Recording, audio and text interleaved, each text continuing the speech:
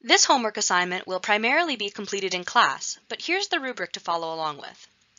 First, you'll pair up and calculate IOA for your event recording data. Remember, event recording data are collected by marking down every occurrence of the target behavior. You'll calculate IOA for these data twice with two separate equations, probably total count and mean count per interval. Then, calculate IOA for a time sampling measure of your choice.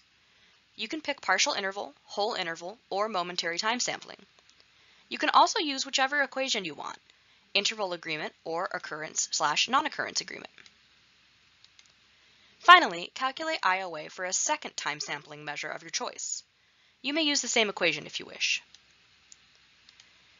The comparison and contrast between the IOA equations is what you'll do on your own.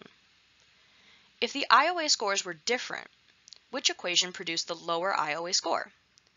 A lower IOA score suggests that the equation was more strict.